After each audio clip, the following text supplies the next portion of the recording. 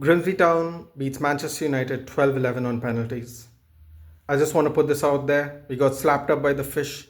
Congratulations to the Mariners. They beat us at Blundell Park. They wanted it more over 90 minutes. It probably shouldn't even have gone to penalties if we're being completely honest. Congratulations to them, and we move on. Now on to the players. Fredrickson and Evan, tough games for them to be in. I thought Evan could have saved it from going at least 4-0 because he interrupted a goal and it caused a handball and the ball went into the goal. So that was disallowed. And then he blocked a ball with his chest because you can't rely on Onana to save anything, let's be honest. We'll get to him towards the end, by the way. Dogu couldn't develop connections with the players he had. Him and Mainu were struggling. Mainu was kicking the ball way out. I mean, he couldn't find Dogu. He was kicking the ball out of bounds half of the time. Mainu looked a little off with some of the passing. There was another time when he was passing it to Dallo, who was playing left wing towards the end of the game. You can clearly see Dallo's ahead of him. He kicks it behind him and it goes for a throw in and kills all the momentum. Ugarte is absolutely dreadful. Let's not go there. Dallo was all right, but honestly, I've been saying this and people don't want to admit it, but he is the best option. Ahmad's not physical enough to go up and down, and Nusair Masraoui is not fast enough to do both jobs either. Not to mention he's still injured. Then we have Cunha. Cunha was all right. Sheshko, was he Benjamin Hoyland? Was he Rasmus Sheshko? I didn't know the difference today. Did you guys know the difference today? Good luck with that one. Had to make substitution in the first half. Brought on Delict for Fredrickson, who picked up a yellow because inexperience and the situation of the game. Delict came in. He was solid towards the end. Some last ditch tackling by Delict to make it look modest and the game not be done, or worse, I should say. Mbeumo scored the goal. Maguire scored the goal from a corner. Bruno came in and impacted the game. He was all over the place. I don't know. There was a point in time when he was left back and he was making slide tackles because everyone was committed forward. He was right back. He was just moved everywhere around the pitch because everyone was out of position again, which is something people don't like to admit, but it's true.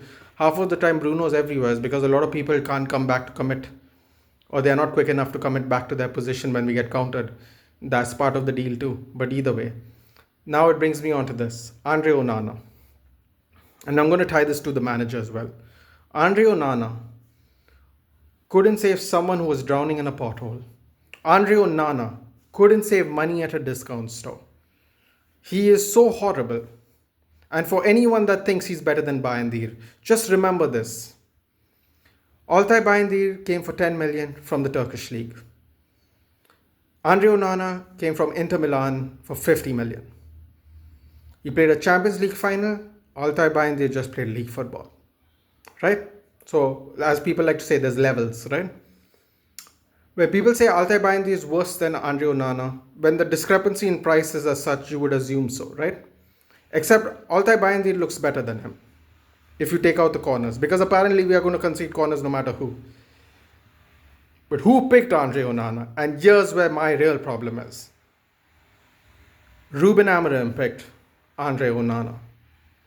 Why didn't he pick Tom Heaton? Why didn't he show the gumption to pick Tom Heaton? It's a simple question. Tom Heaton was clearly our best goalkeeper in preseason. Clearly, undoubtedly, our best goalkeeper in preseason. Why didn't he show the minerals to pick Tom Heaton?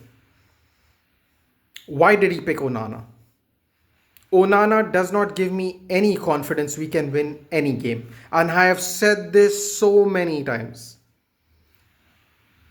But he didn't go with Heaton. Heaton was on the bench. He played 90 minutes of the game. What's worse than that is, he didn't sub him off just before penalties, where Altay Bayindir actually has a better penalty record than Andre Onana.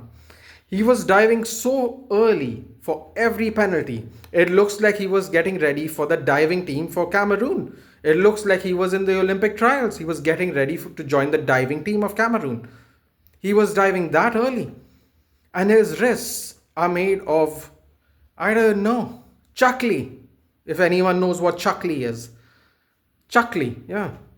Because every time he touched the ball just went through him. Snap wrist.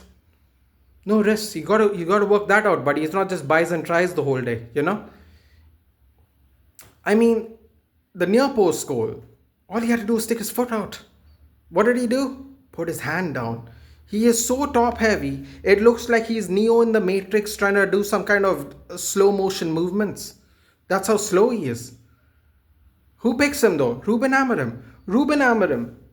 I'm not Ruben in, I'm not Ruben out. I'm Ruben, I'm disappointed. You know why? He picks the players. He is stubborn with his tactics.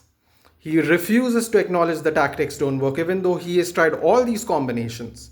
He is saying, and this is really the frustrating part, he is saying the players showed today that whatever, they showed what it is on the pitch. I'm like, bro, you are supposed to do something about that. That is your job, right?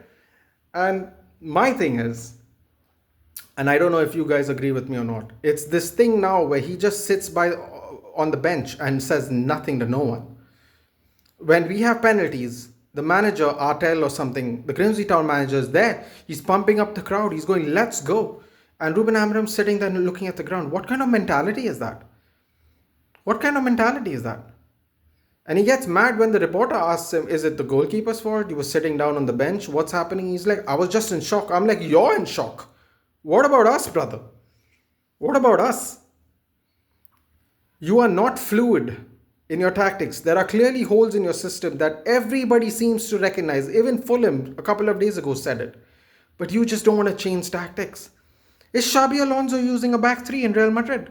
Everyone goes back three, back three, back three, right? Is Xabi Alonso doing a back three? He's not. He's using the players to the best of their abilities, not the best of his ability. What does he come here and do? He says formation's not a problem. Formation's clearly a problem. There's clearly holes in this formation. A two-man midfield's not going to work in England or in the Prem or clearly not even in the 4th division. What does he do? The players. He just puts it on the players. But he doesn't have any tactical flexibility either. He doesn't want to change his formation either. It's easy to throw the players under the bus. I don't know what's going to happen, but I'm really, really disappointed. This is not a Ruben in, not a Ruben out video. It's just Ruben disappointed. Like, share, and subscribe, guys. Peace.